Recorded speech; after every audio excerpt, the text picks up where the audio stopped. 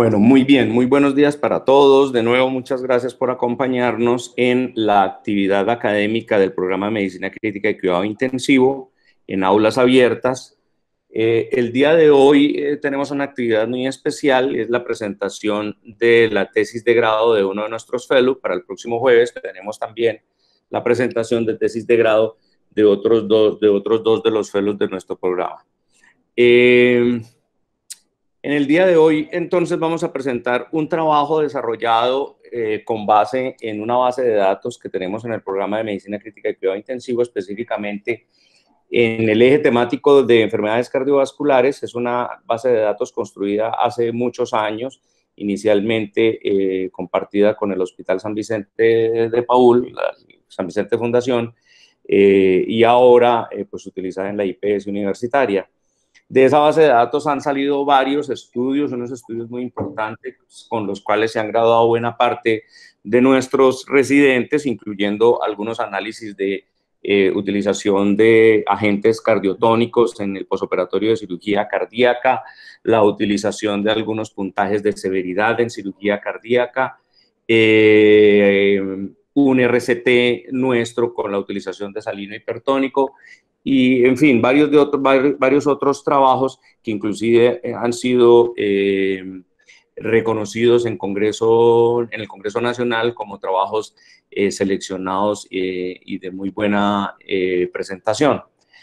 Para hoy, entonces, el doctor Andrés Felipe Ocampo Agudelo, que es fellow de último año de nuestro programa, va a presentar un trabajo que nació de una idea, una conversación que habíamos tenido desde hace mucho tiempo con algunos de los fellows y con mi compañero, el doctor David Andrés López, con respecto a la incidencia o la prevalencia más bien de fibrilación atrial en el perioperatorio de cirugía cardíaca en nuestra institución.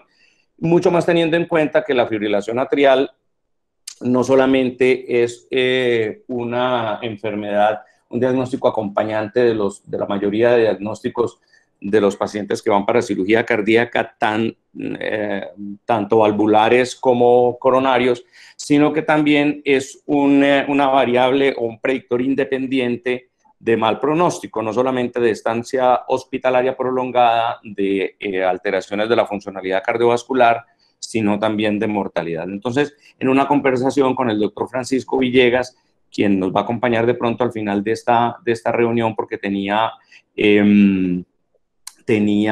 ocupaciones,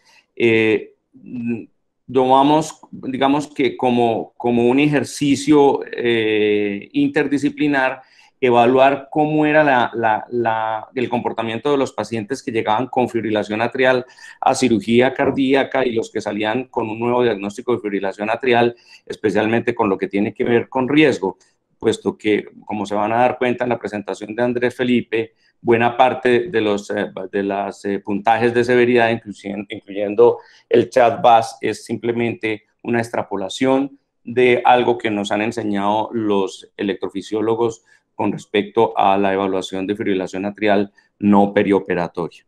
Entonces, de ese ejercicio aparece este trabajo al cual invitamos no solamente a Andrés Felipe como fellow del programa, sino también al doctor Oscar Ramos, también fellow, internista fellow de nuestro programa, y al doctor Santiago Giraldo, que es un estudiante de pregrado. Tenemos la satisfacción de contar con nosotros como evaluador externo a un amigo de nuestra institución, amigo personal nuestro, que es el doctor Juan del Agudelo, electrofisiólogo, trabajó con nosotros en el Hospital San Vicente durante mucho tiempo, ha sido profesor también de los alumnos de nuestro programa y ahora es electrofisiólogo en la clínica CardioVit. Y como evaluador interno del trabajo está el doctor David Andrés López.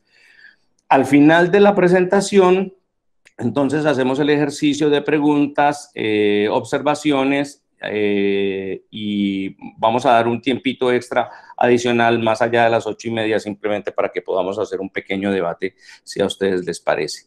Los que quieran hablar, entonces levantan la mano con la herramienta que tiene el Meet Y bueno, bienvenido Andrés Felipe, adelante con tu presentación. El doctor, disculpen un momento, el doctor Agudelo tiene dificultades porque tiene consulta programada, entonces faltando unos minuticos para las 8, él nos va a levantar la mano y va a hacer sus comentarios respecto al proyecto de investigación de Andrés Felipe y de Oscar Ramos. Adelante, Andrés. Bueno, ¿me escuchan bien? Espero que sí. Muy buenos días para todos. Entonces, el título del trabajo es Desarrollo de fibrilación auricular postoperatoria en pacientes hospitalizados en la unidad de cuidado crítico cardiovascular del Hospital San Vicente Fundación en el periodo de 2011 a 2020. El contenido entonces será introducción, métodos, plan de análisis, resultados, discusión, limitaciones y fortalezas de nuestro estudio, conclusiones y al final unas preguntas como ya lo acaba de mencionar el doctor Ateortúa. La fibrilación auricular es la arritmia más común en nuestra práctica clínica. Se sabe que nos puede llevar a mayor riesgo de muerte, insuficiencia cardíaca, a más días de hospitalización. Esta entidad se basa en cambios en la anatomía y la electrofisiología del miocardio, como por ejemplo el aumento en el tamaño auricular, la elevación de la presión auricular o la misma inflamación que infiltra las aurículas y puede desarrollar esta entidad. El mero desarrollo de fibrilación auricular está relacionado con la hipertensión arterial. La hipertensión arterial se sabe que es un factor de riesgo que puede aumentar hasta 1.42 veces el desarrollo de esta entidad. Se conocen muchos más factores de riesgo, como es la obesidad, la diabetes o la enfermedad renal crónica.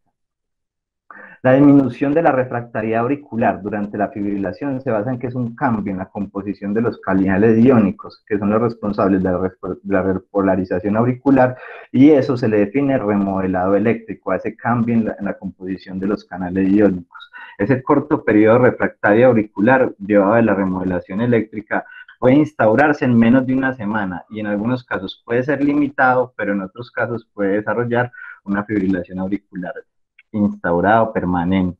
Dentro de la fisiología se conoce que hay un evento gatillo como es el aumento del calcio intracelular, que obviamente me va a afectar el periodo refractario efectivo de mi miocardiomyocito y me va a llevar a un mecanismo proarrítmico como es la remodelación auricular, los cambios fibróticos y los depósitos de colágeno. Ahí esa sería la explicación de la modificación y la pérdida en la arquitectura celular. Pero también es importante mencionar que hay un fenómeno inflamatorio que me va a llevar a toxicidad y muerte celular. ¿Qué se sabe? En estudios pues ya de bastantes años se sabe que el mero hecho de los cambios en la onda P, el aumento de esa onda P, la conducción auricular no uniforme en los pacientes que son llevados a cirugía cardiovascular, ese aumento, ese cambio en la conducción auricular se ve más que todo en los días 2 y 3 después del posoperatorio. Ese tiempo de conducción se vuelve aún mayor al día 3 y eso coincide con los picos de incidencia de fibrilación auricular postoperatoria, que es más que todo entre el día 2 y 3. Hay varios factores que se conocen, como puede ser la sobrecarga de líquidos, la alta concentración de catecolaminas e inclusive la inflamación per se que lleva la cirugía cardiovascular. En un estudio realizado en animales se sabe, por ejemplo, en modelos de animales de caninos que pesan entre 25 y 30 kilos, que fueron llevadas a diferentes intervenciones quirúrgicas como es triotomía o como es terapia endovascular, que de acuerdo al tipo de cirugía que se sometía y entre más cruenta podría decirse si es una cirugía abierta, había mayor fenómeno inflamatorio, más infiltración de neutrófilos y mayor expresión de la actividad de la mieloperoxidasa, que es una enzima pues, que está en los neutrófilos y nos hablaría del componente inflamatorio. Después de la cirugía cardíaca, la EPA ocurre con frecuencia. Se sabe, pues, por lo que les comenté, que la conducción auricular no uniforme es uno de los eventos gatillos que puede llevar a que se presente esta entidad.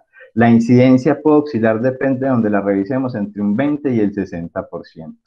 Hay múltiples factores de riesgo, como son los factores preoperatorios, entre esos está la edad, la cirugía previa, la hemoglobina glicosilada, la raza, el uso de medicamentos. Por ejemplo, se sabe también que la estenosis grave de la arteria coronaria derecha es un factor de riesgo para yo desarrollar PAPO.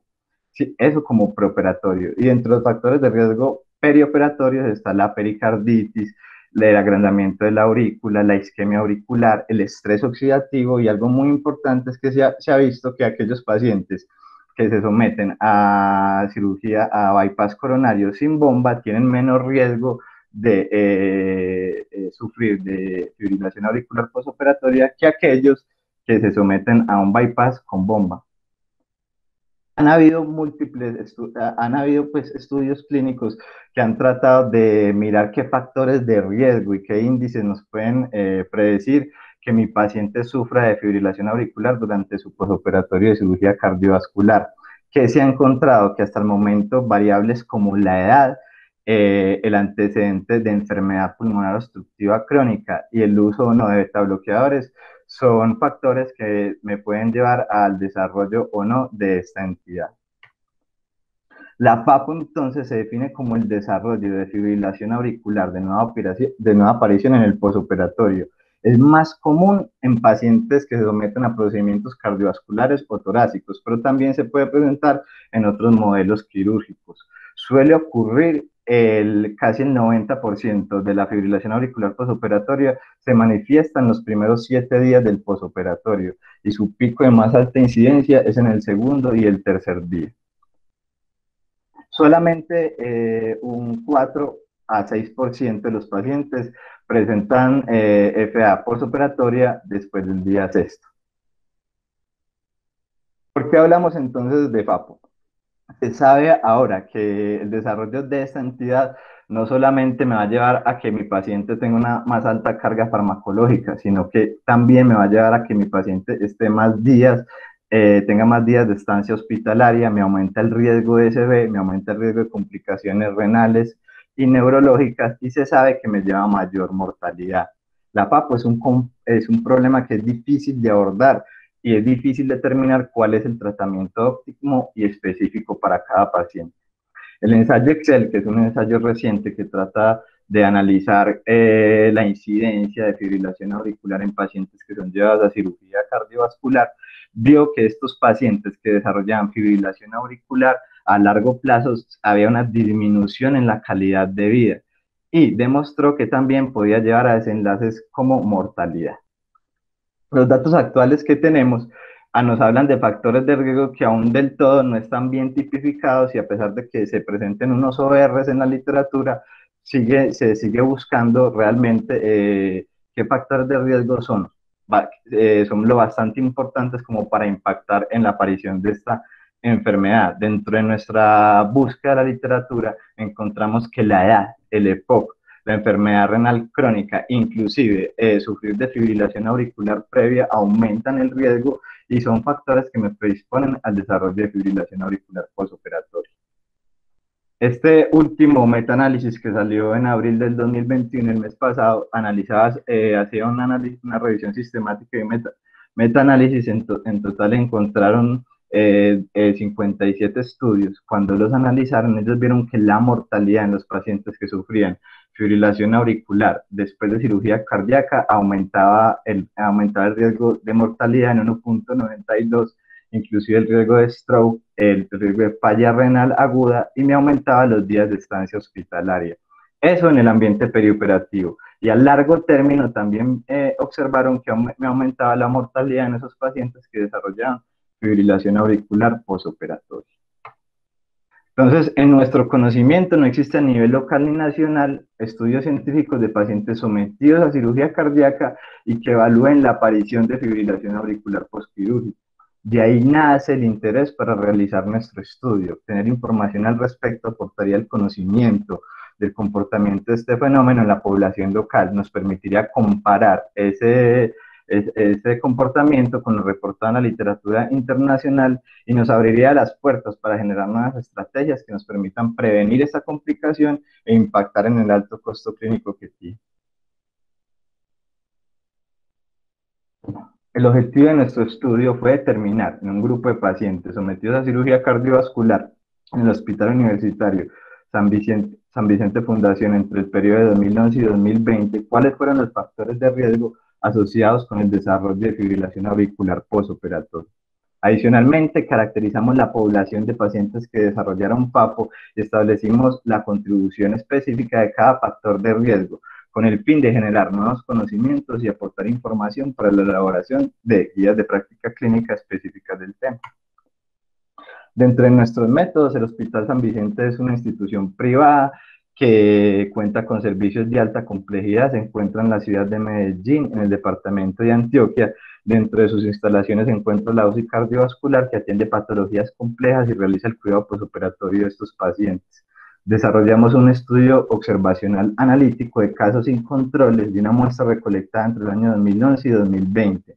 Y los criterios de selección fueron pacientes mayores a 18 años que fueron llevados a cirugía de revascularización miocárdica, cirugía valvular o combinada, sin antecedentes de fibrilación auricular previo, durante el periodo preoperatorio definido como 48 horas previas al acto quirúrgico y 7 días posoperatorios donde se desarrolló o no, donde se valoró o no el desarrollo de fibrilación auricular.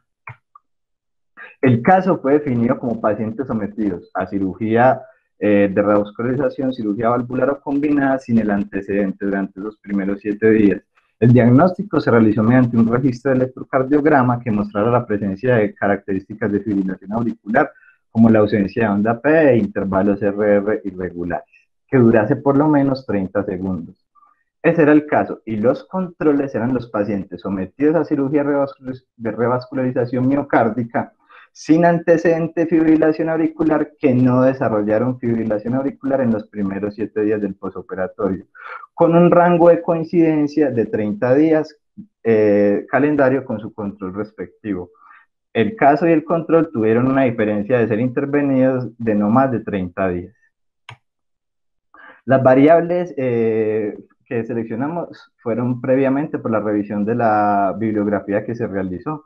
Entre ellas estudiamos edad, peso, talla, hipertensión arterial, enfermedad renal crónica, fracción de eyección, tiempo de circulación extracorpórea, inclusive valores dentro del postoperatorio como los niveles séricos de potasio, creatinina y los valores de hematocrito.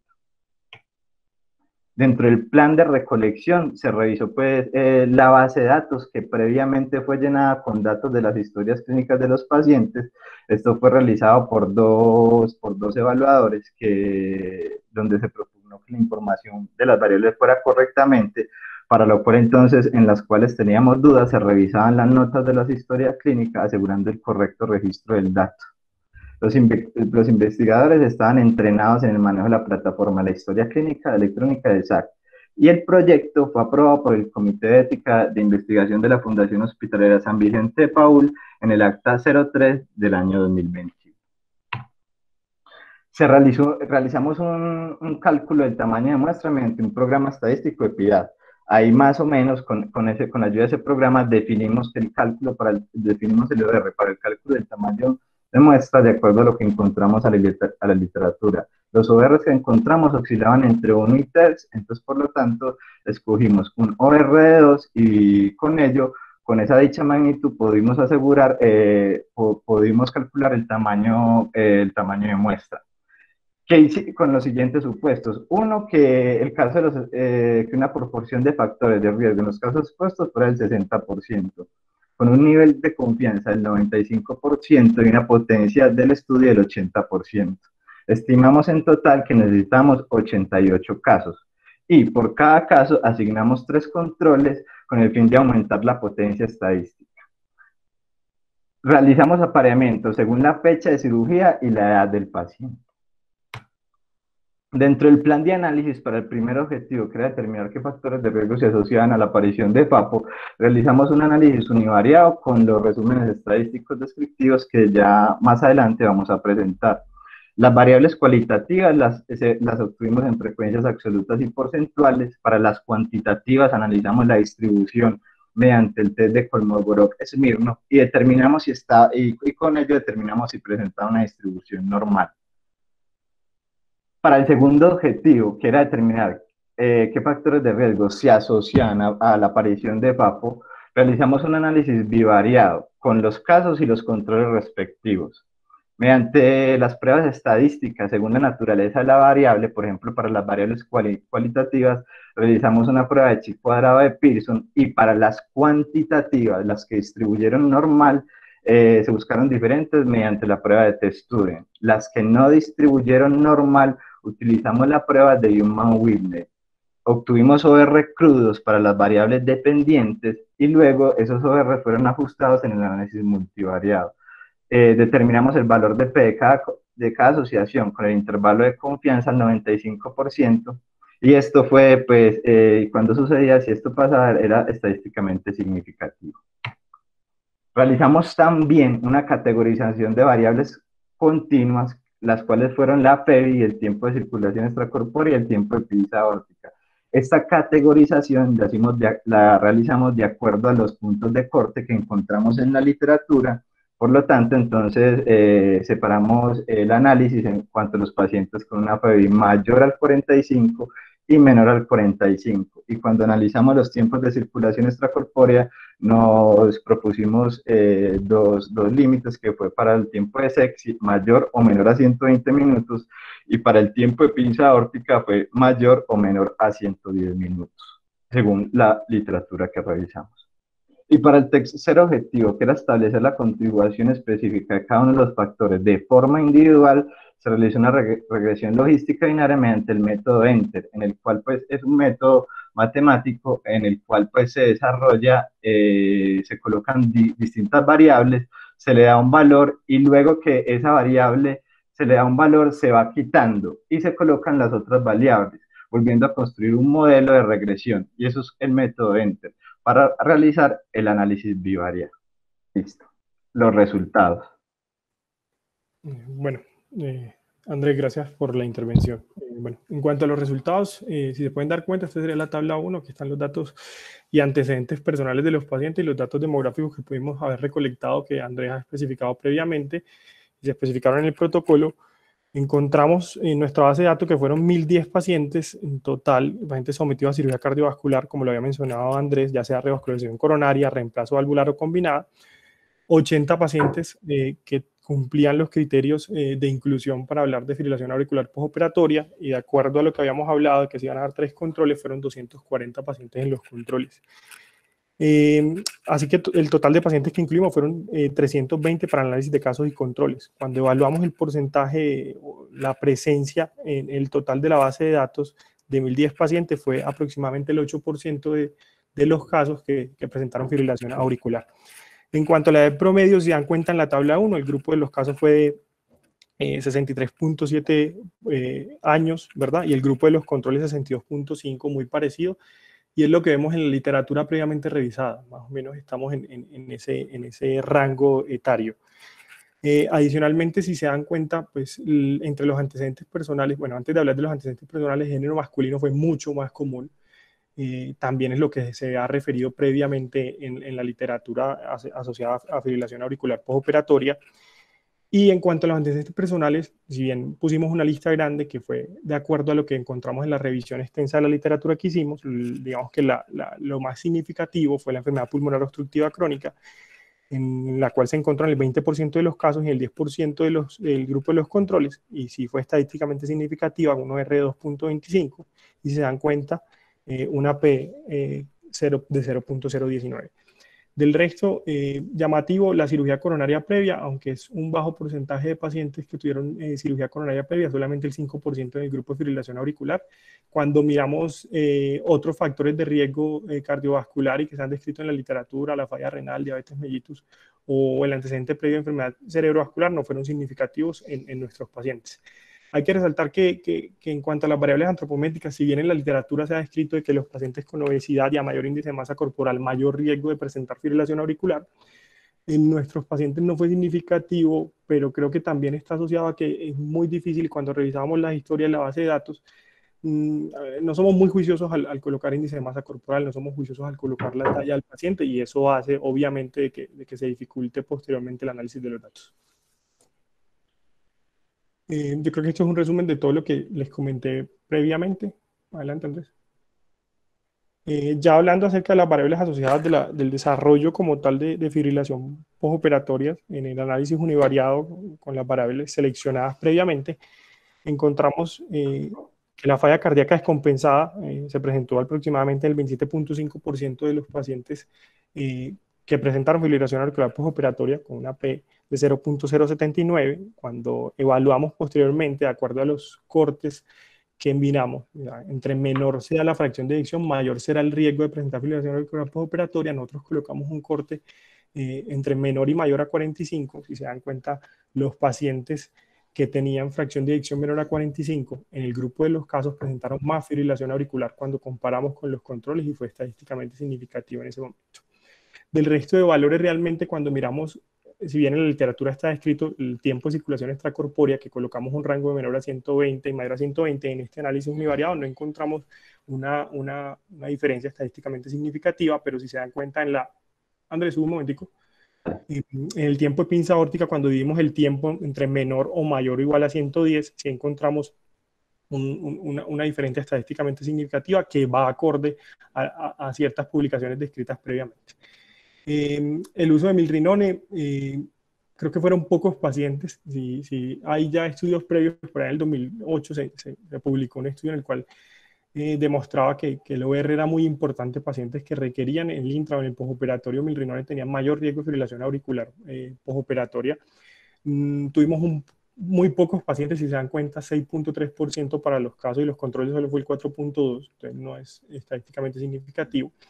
Y ya lo había mencionado Andrés, que los pacientes que tengan fibrilación auricular, es obvio que iban a tener mayor necesidad de tener amiodarona o esta serie de medicamentos como el uso de beta-bloqueantes, y fue lo que encontramos, ¿no? Los que desarrollaron fibrilación auricular tuvieron mayor necesidad de utilizar amiodarona de cardioversión eléctrica.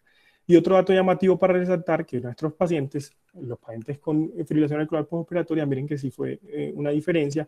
El 11.3 requirió ventilación mecánica por más de 24 horas. Esto podría aumentar en la estancia hospitalaria también, y los desenlaces adversos asociados a la ventilación mecánica invasiva.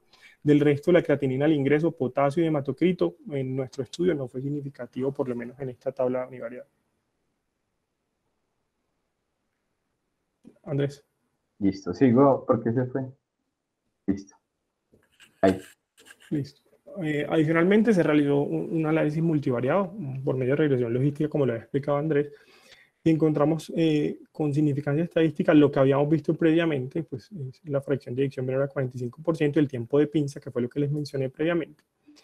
Del resto, cuando miramos, además de esto, cuando evaluamos ya el análisis multivariado, realmente no encontramos una diferencia significativa estadística, ya no con OR crudo, sino con OR ajustado, si se dan cuenta, ni para EPOC ni fracción de eyección menor a 45, tampoco el tiempo de pinza, y la ventilación mecánica tampoco. Nos planteamos un análisis exploratorio de principalmente de qué tipo de cirugía y por qué. Porque, como Andrés lo mencionó previamente, cuando miramos los pacientes cuando van a bypass coronario y se comparan con cirugía valvular, los pacientes de cirugía valvular tienen mayor probabilidad y mayor riesgo de presentar fibrilación auricular postoperatoria. Pero cuando unimos bypass más reemplazo valvular, la diferencia es mucho mayor todavía. Realmente con este análisis exploratorio, miren que encontramos una diferencia real cuando hablamos de bypass más reemplazo valvular. Fue el 27.6% para los casos y el 12.5% para los controles. Duplica el porcentaje de presentación de fibrilación auricular postoperatoria, y va de acorde con lo que encontramos previamente y lo que ya se sabe y lo que se ha reportado previamente en la literatura. Del resto, cuando evaluamos, como les dije previamente, potasio y hematocrito, no encontramos una diferencia realmente significativa. Ya entrando a la discusión, pues ya todos saben, por lo que les hemos explicado, que fue un estudio observacional analítico de casos y controles, y que buscábamos evaluar el riesgo para desarrollo de fibrilación auricular postoperatoria en aquellos pacientes que se sometían a cirugía cardiovascular. Ya les he mencionado previamente de evaluar la tabla 1, miren que es muy parecido a lo que está publicado previamente. Si los pacientes mayores a 60 años tienen mayor incidencia de fibrilación auricular, también lo encontramos en nuestro estudio.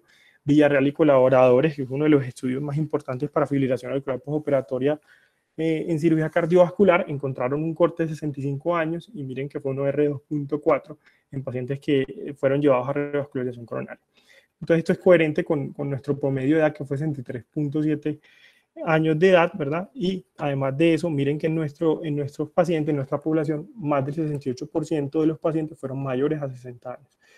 Esto en la literatura y en los estudios previos se explica por varias cosas. Algunos hablan de que puede estar asociado a ya cambios degenerativos del miocardio y lo que predispone a fibrilación auricular, la dilatación auricular y una conducción anisotrópica no uniforme. Esto podría explicar el por qué la edad es algo importante y que a mayor edad la incidencia de fibrilación auricular va a ser mucho mayor.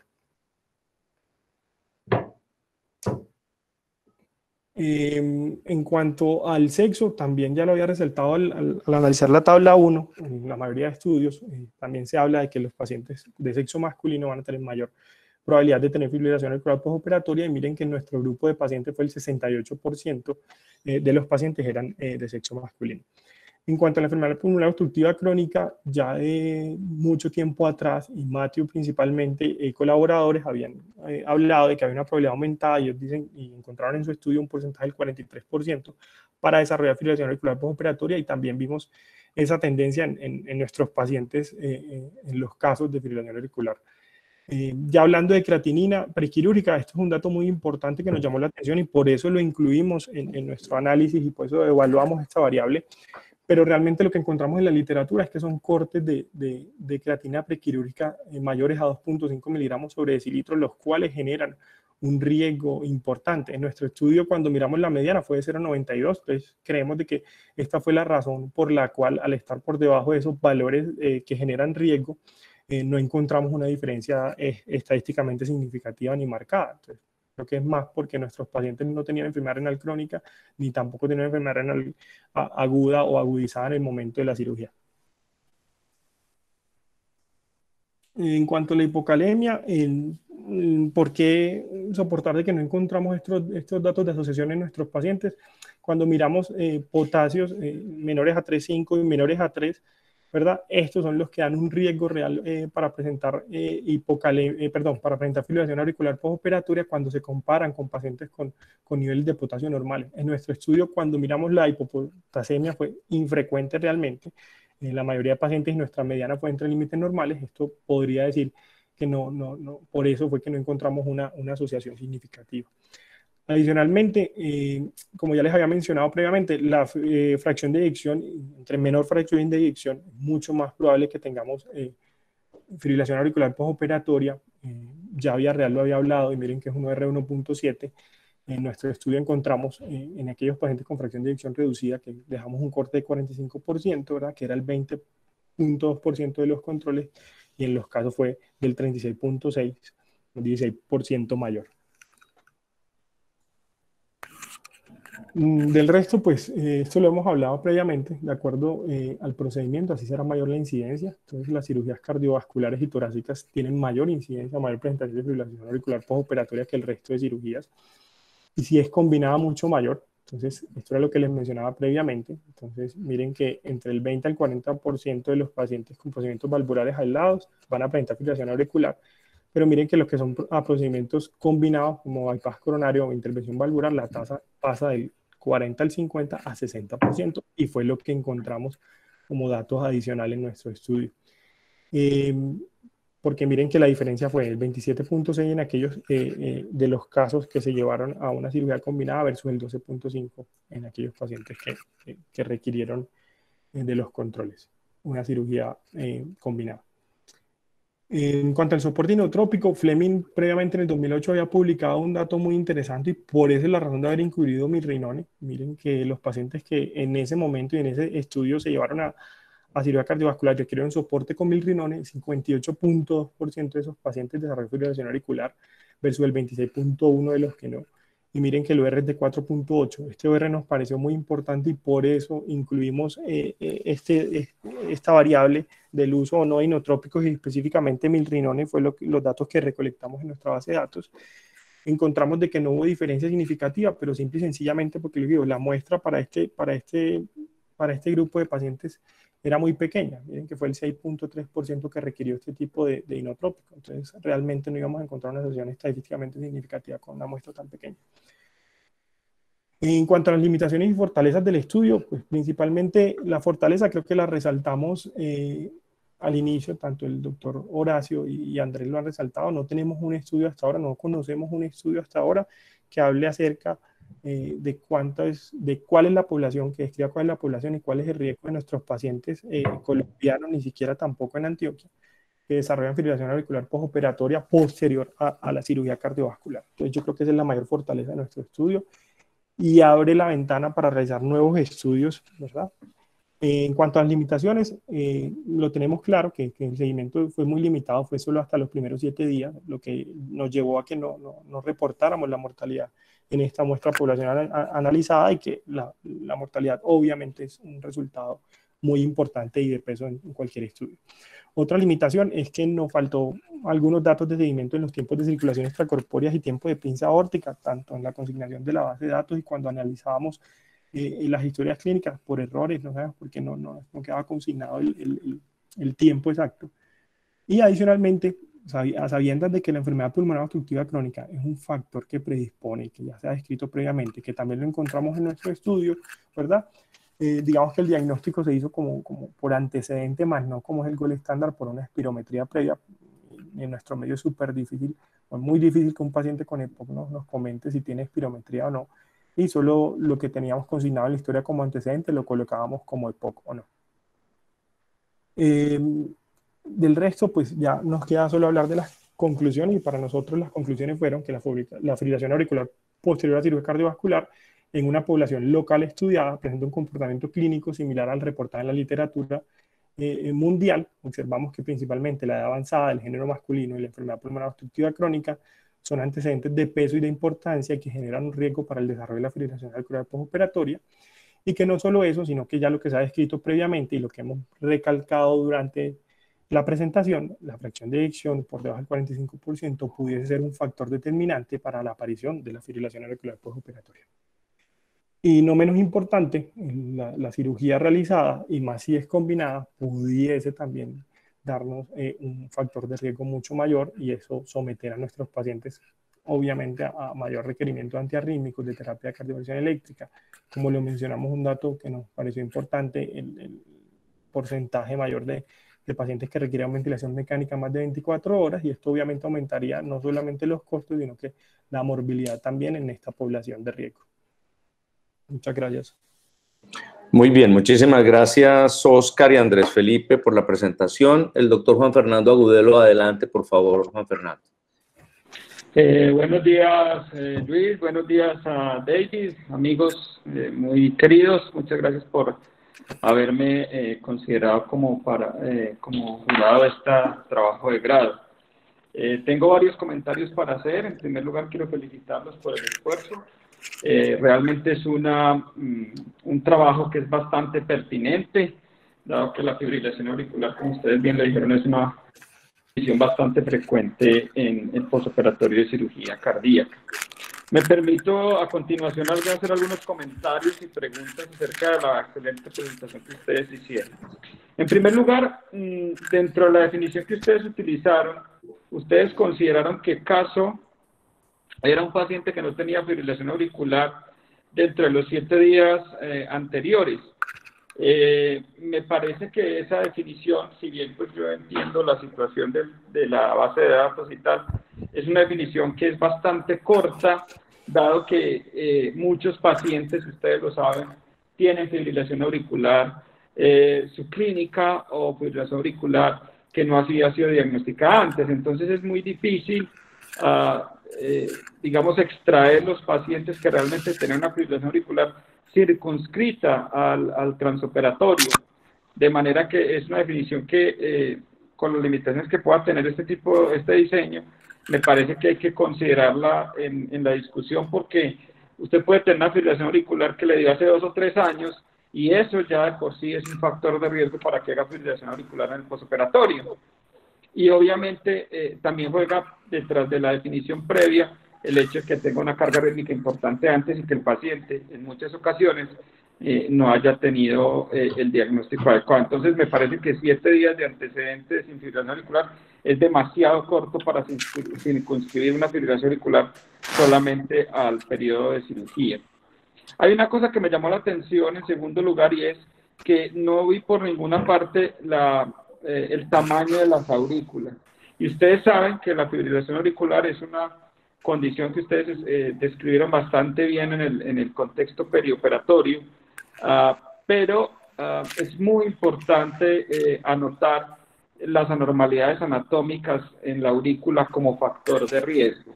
En la mayoría de las series de fibrilación auricular se describe el tamaño de las aurículas, tanto en área como en volumen, para determinar si esto está relacionado con el desarrollo de fibrilación auricular, tanto en el contexto perioperatorio como en el contexto general de una fibrilación auricular. Así que yo sí les recomendaría que buscaran, si fuera posible, describir el tamaño de las aurículas antes de la cirugía.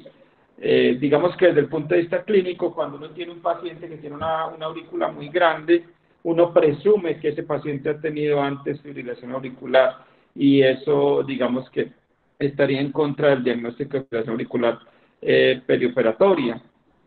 Así que es muy importante tenerlo en cuenta.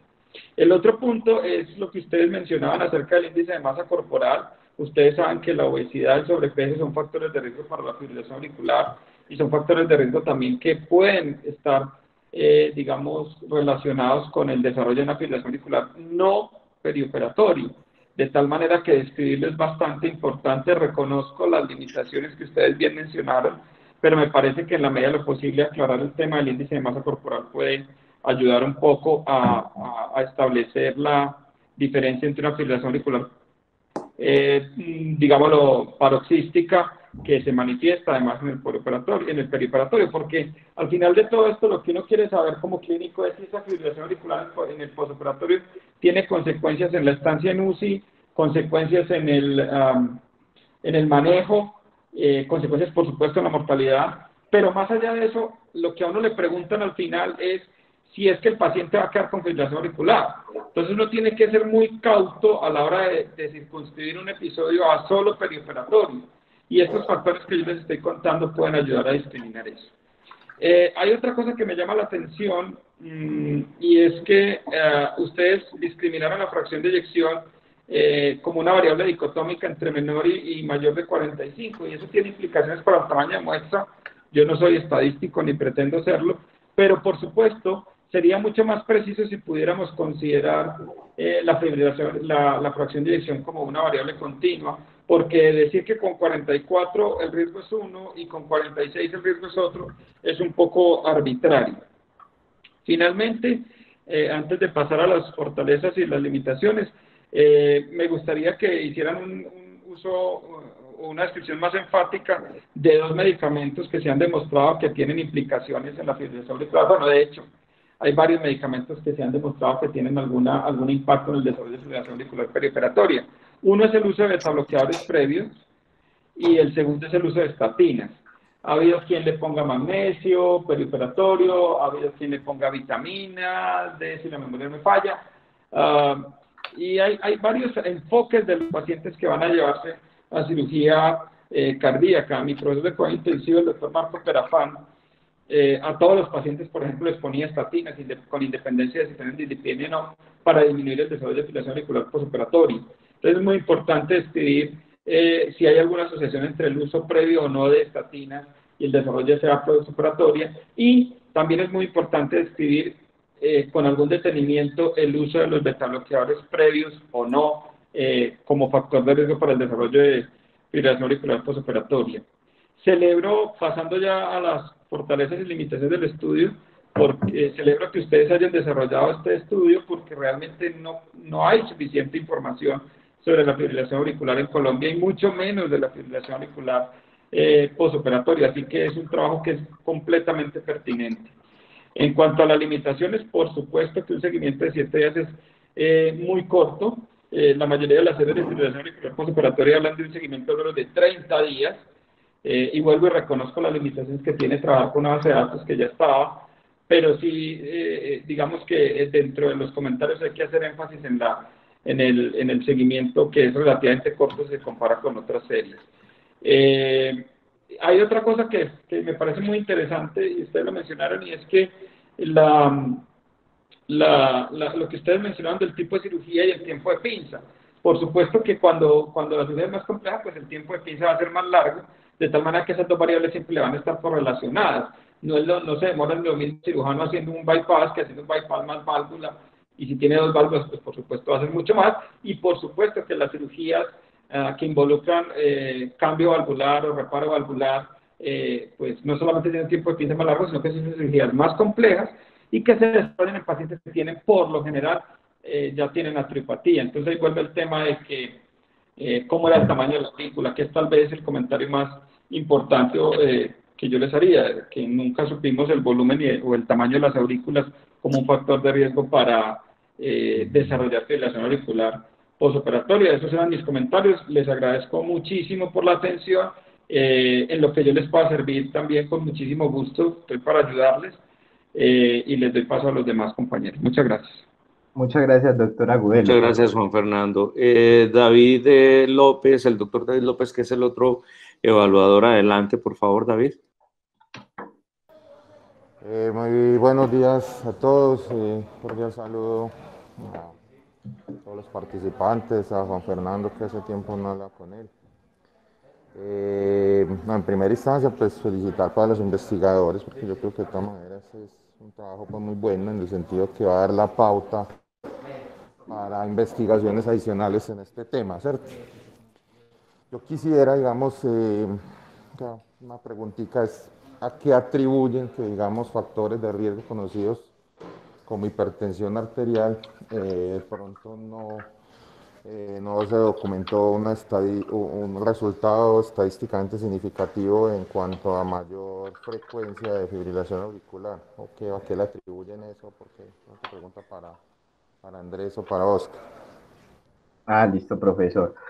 Bueno, profe, daré entonces más o menos respuesta a lo que me han dicho mis dos jurados. Entonces, en cuanto a la definición de caso, aquí se la va a mostrar, si están viendo mi pantalla. Entonces, en cuanto a la definición de caso, sí, fueron esos pacientes que fueron sometidos a cirugía cardiovascular que como antecedente patológico no tuvieran fibrilación auricular. El doctor Agudelo tiene razón, o sea, el mero hecho de usted tener FA previo a estos procedimientos te lleva con una carga de riesgo aún mayor para el desarrollo de FAPO. Y dentro de nuestra limitación de nuestro estudio fue eso, que en cuanto a la historia, nos basamos en la historia clínica del paciente, nos cercioramos que no tuvieran antecedente de fibrilación auricular registrado, y esos pacientes eran pues los que sometíamos. Sí, es una limitante no tener como seguro esa parte. Y el seguimiento se hizo durante esos 7 primeros días del postoperatorio, pero también tiene razón, la mayoría de series que se reportan tratan de hacer un seguimiento de hasta 30 días. Tuvimos la limitación pues de la base de datos, y esa sería pues como una de las posibles respuestas.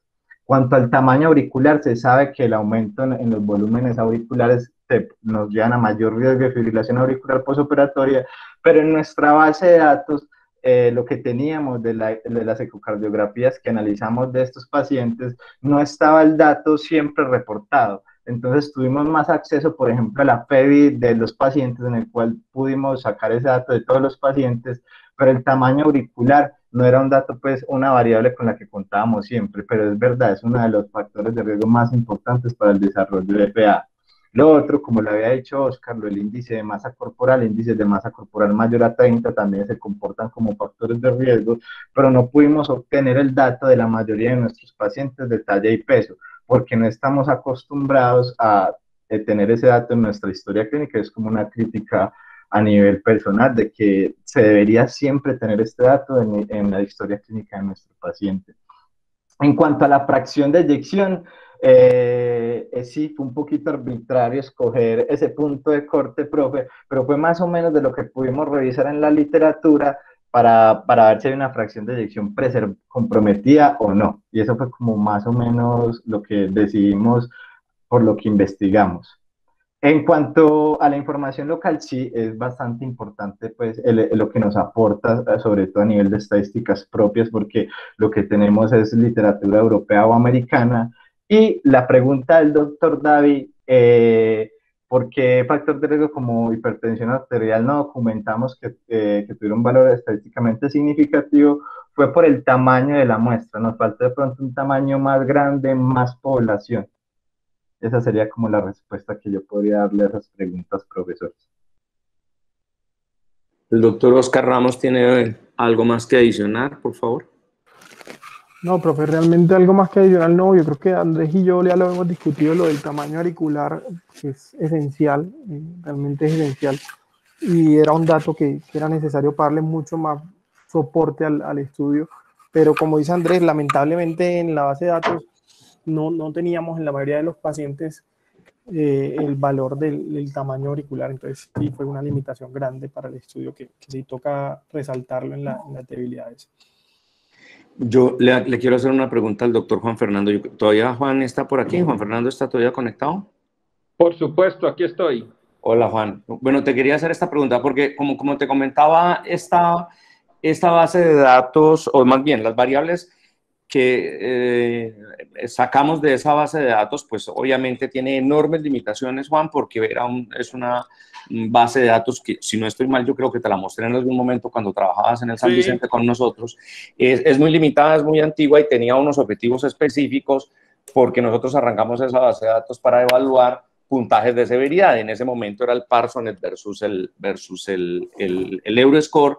Y sin embargo la fuimos nutriendo más con los estudios que yo nombré al principio de nuestra reunión. Pero entonces el plan de esto con Francisco Villegas es inclusive hacer nuestro propio puntaje de severidad, nuestro propio score. Eso es una idea pues de Pacho que quiere utilizarlo más adelante, lo tenía como planeado inclusive utilizar, no sé si estoy haciendo una infidencia con eso, pero con estudios de doctorado incluso hacer un estudio mucho más grande alrededor de ese tema. Pero entonces te quería preguntar esto, porque es cierto el cuento de las estatinas. Me imagino que te estás refiriendo a los estudios de Lee y colaboradores en el 2017 y 2018 que mostraron que la terapia combinada para la profilaxis de la fibrilación perioperatoria parece que tiene buenos resultados. Nosotros evaluamos eso a profundidad y lo discutimos cuando hicimos el consenso colombiano. Pero entonces mi pregunta es esto. ¿Tú crees que valdría la pena, por ejemplo, si llegara uno a hacer una base de datos para un estudio mucho más grande, evaluando inclusive factores de riesgo y de predicción perioperatoria de fibrilación atrial, que uno vinculara aparte de lo que nos estás diciendo, el índice de masa corporal, el tamaño y el volumen de las aurículas, también la terapia combinada, por ejemplo, con betabloqueadores y estatinas, magnesio, betabloqueadores, magnesio y potasio, magnesio y amiodarona? ¿Te parecería que de pronto se podría sacar un buen estudio de eso? Luis, mira, yo creo que es fundamental a la hora de construir un score de riesgo, tanto el volumen y el tamaño de ambas aurículas, la fracción de eyección, y con respecto a los medicamentos que el paciente recibe, yo incluiría por lo menos 4 o 5 cosas. En primer lugar, betabloqueadores, que es una evidencia ya que es contundente. Se sabe que los betabloqueadores previos a la cirugía cardíaca incluso impactan mortalidad, impactan positivamente el desarrollo de fibrilación auricular posoperatoria.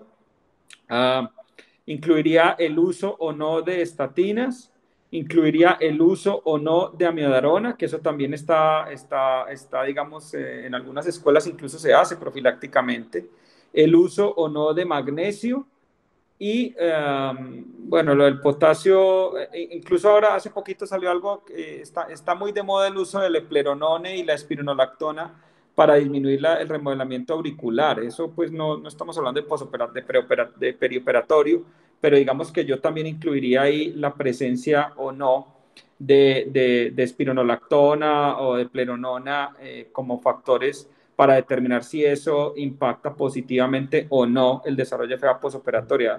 Entonces, en resumidas cuentas, mi respuesta es sí, incluiría esas variables que les indico, porque de todas maneras usted pudiera llegar a una conclusión muy provocativa, como por ejemplo decir que pacientes que usaron betabloqueador y espironolactona antes de la cirugía tuvieron una reducción del 25% en la probabilidad de hacer FA posoperatoria. ¡Wow! Eso es bastante interesante porque eso te impacta y te cambia manejos a la cirugía, porque todos bien sabemos que la cirugía cardíaca es una cirugía muy planeada, en la que si usted logra determinar que hay una evidencia que lo impacte, usted puede aprovecharla. Y entonces, a partir de un estudio de eso, usted puede decir que a todo el paciente que ha cirugía cardíaca le formula desde el día anterior betabloqueadores y espironolactona, por ejemplo. Entonces mi respuesta es sí, yo incluiría esas variables. Bueno, muy bien, muchísimas gracias a todos, felicitaciones. Juan Fernando, muchísimas gracias por acompañarnos. Un David, gusto. gracias, David, por tu compañía en la evaluación del trabajo. Gracias a todos por su presencia. El próximo jueves presentamos otra tesis de grados, que es la elaboración, la construcción de modelos de ventilación mecánica para Colombia dentro de la iniciativa InspiraMed. No se la vayan a perder, por favor. Nos vemos el jueves a las 7:30. Muchísimas gracias y hasta luego para todos.